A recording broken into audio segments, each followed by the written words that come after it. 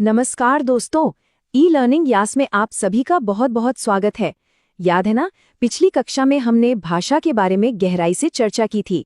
तो बस आज हम उसी ज्ञान की यात्रा को आगे बढ़ाते हुए हिंदी व्याकरण के एक बहुत ही बुनियादी लेकिन बेहद जरूरी अध्याय पर बात करेंगे, और वो है वर्ण और वर्णमाला। तो चलिए बिना किसी देरी के आज के इस मजेदार सेशन की शुरुआत करते हैं। सीधे देखते हैं कि आज के इस सेशन में हम क्या क्या कवर करने वाले हैं। हमारी लिस्ट में है 4 मुख्य सेक्शंस। पहला वर्ण और वर्णमाला, दूसरा स्वर, व्यंजन और अयोगवाह, तीसरा इनमें अंतर और इनका महत्व, और अंत में कुछ महत्वपूर्ण प्रश्न और एक मजेदार क्विज। हम ये सब बहुत ही आसान तरीके से डिकोड करने वाले हैं।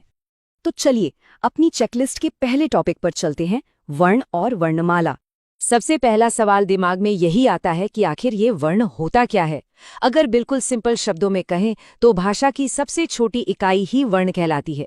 इसका सीधा सा मतलब ये है कि वर्ण वो ध्वनि है जिसके आप और छोटे टुकड़े कर ही नहीं सकते, इम्पॉसिबल। उदाहरण के लिए देखिए, अ, आ, ई, क, ख, ग, घ आदि, ये सभी वर्ण हैं। ये हमारी भाषा की वो एकदम बुनियादी ईंटें हैं जिन पर हमारी पूरी की पूरी भाषा खड़ी होती है। अब वर्ण तो हमें समझ आ गया, तो फिर ये वर्णमाला क्या है? वैसे नाम से ही काफी कुछ पता चल रहा है ना? वर्णों के एकदम व्यवस्थित समूह को ही वर्णमाला कहते हैं। ये बिल्कुल एक माला की तरह है जिसमें आप अलग अलग मोतियों को एक तरतीब से पिरोते हैं। हिंदी वर्णमाला में स्वर और व्यंजन दोनों शामिल होते हैं, जैसे अ, आ, ई, उ, ए, ऐ, ओ, औ, क, ख, ग, घ। जब आप इन सभी वर्णों को एक साथ एक प्रॉपर सीक्वेंस में रखते हैं तो उसी समूह को हम वर्णमाला कहते हैं। बेहतरीन। अब हम अपनी लिस्ट के दूसरे पड़ाव की तरफ बढ़ते हैं, स्वर, व्यंजन और अयोगवाह। यहाँ हम इन ध्वनियों की अलग अलग कैटेगरीज को समझेंगे। तो सबसे पहले बात करते हैं स्वर की। स्वर क्या होते हैं? ध्यान से सुनिएगा। जिन वर्णों का उच्चारण बिना किसी अन्य वर्ण की सहायता के होता है उन्हें स्वर कहते हैं। मतलब ये एकदम स्वतंत्र हैं, एकदम इंडिपेंडेंट। इन्हें बोले जाने के लिए किसी भी सहारे की जरूरत नहीं पड़ती। हमारी हिंदी में ये स्वर हैं अ, आ, ई, उ, री, ए, ओ और औ। और इनसे शुरू होने वाले कुछ बहुत ही आम शब्द देखिए। अ से अनार, आ से आम, ई से इमली और ऊ से उल्लू। अब स्वरों के बाद आते हैं व्यंजन। तो व्यंजन क्या है? ये स्वरों के बिल्कुल ऑपोजिट काम करते हैं। जिन वर्णों का उच्चारण स्वर की सहायता से होता है उन्हें हम व्यंजन कहते हैं। उदाहरण के तौर पर क, ख, ग, घ, च, छ, ज, झ, ट, ठ, ड, ढ आदि। अब यहाँ एक बहुत ही इंटरेस्टिंग और जरूरी नियम है। मान लीजिए क के साथ कोई स्वर नहीं जुड़ा है तो पता है क्या होगा? उसका स्पष्ट उच्चारण हो ही नहीं सकता। यानी व्यंजनों को सही से बोलने के लिए आपको हमेशा स्वरों की मदद लेनी ही पड़ेगी। अब जरा इस पूरे चार्ट को देखिए। ये हैं हिंदी के प्रमुख व्यंजन। क्या आपने कभी नोटिस किया है कि इन्हें कितनी खूबसूरती से अलग अलग वर्गों में बांटा गया है? देखिए, क, ख, ग, घ, ङ, च, छ, ज, झ, ञ, ट, ठ, ड, ढ, ण, त, थ, द, ध, ञ, प, फ, ब, भ, म। फिर आते हैं य, र, ल, व, श, स, ह और अंत में क्ष, त्र, ज्ञ। ये सिर्फ रैंडम अक्षर नहीं है, ये हमारी भाषा का एक बहुत ही साइंटिफिक और हाईली ऑर्गेनाइज्ड स्ट्रक्चर है। स्वरों और व्यंजनों की बात तो हो गई, लेकिन क्या आपको पता है हमारी हिंदी में कुछ विशेष चिन्ह भी होते हैं जो न तो स्वर की कैटेगरी में आते हैं और ना ही व्यंजन की। इन्हें कहते हैं अयोगवाह। ये मेनली 3 तरह के होते हैं। पहला है अंग, जिसे हम अनुस्वार कहते हैं। दूसरा है आहा यानी विसर्ग, और तीसरा है आ, जिसे चंद्रबिंदु कहा जाता है। इनके उदाहरण देखिए। अंग का इस्तेमाल होता है अंगूर में, आहा का इस्तेमाल दुख में, और आ का इस्तेमाल हमारे सबसे प्यारे शब्द माँ में होता है। चलिए अब हम अपने तीसरे टॉपिक पर आते हैं, जहां हम एक बहुत बड़ा कंफ्यूजन दूर करेंगे और जानेंगे कि इन वर्णों का असल महत्व क्या है। एक चीज जहां लोग अक्सर बहुत कंफ्यूज हो जाते हैं वो है वर्ण और अक्षर के बीच का फर्क। चलिए आज इसे एकदम क्लियर कर लेते हैं। वर्ण सबसे छोटी ध्वनि इकाई है, जैसे अ, क, म। लेकिन अक्षर तब बनता है जब ये वर्ण आपस में मिल जाते हैं, जैसे कम, घर, फल।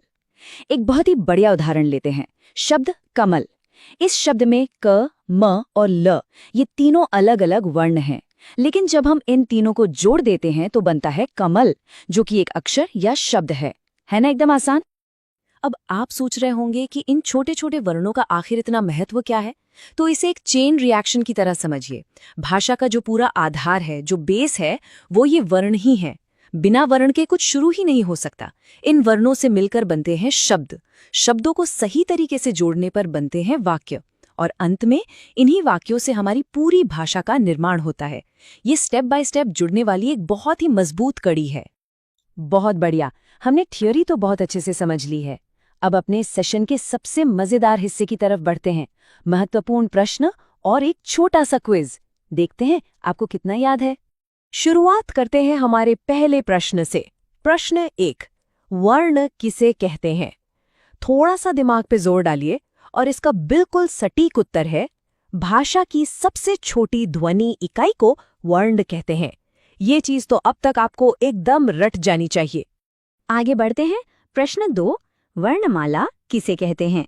अभी अभी तो हमने मोतियों की माला का उदाहरण देखा था।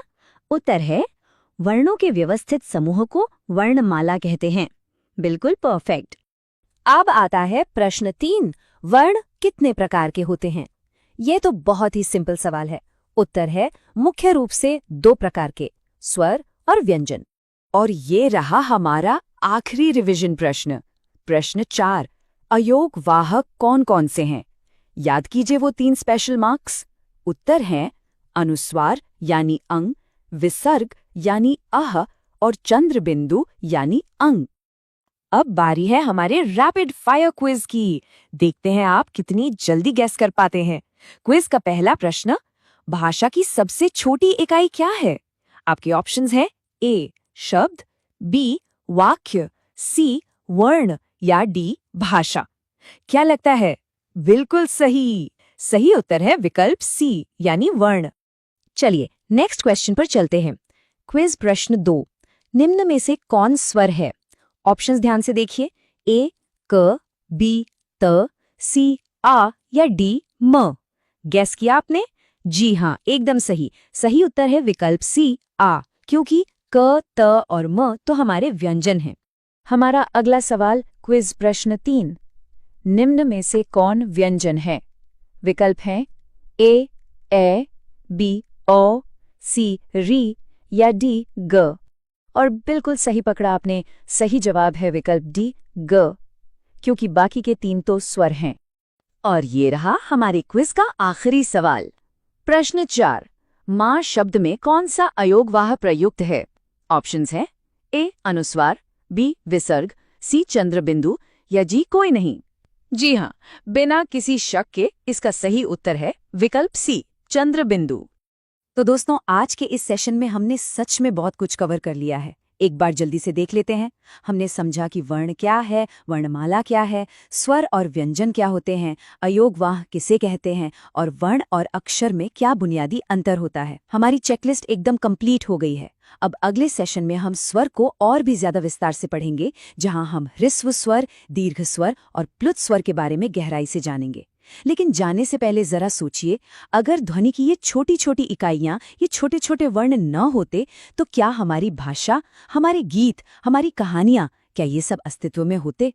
इसी सवाल के साथ आज का सेशन यहीं खत्म करते हैं। मिलते हैं अगली बार। तब तक सीखते रहिए,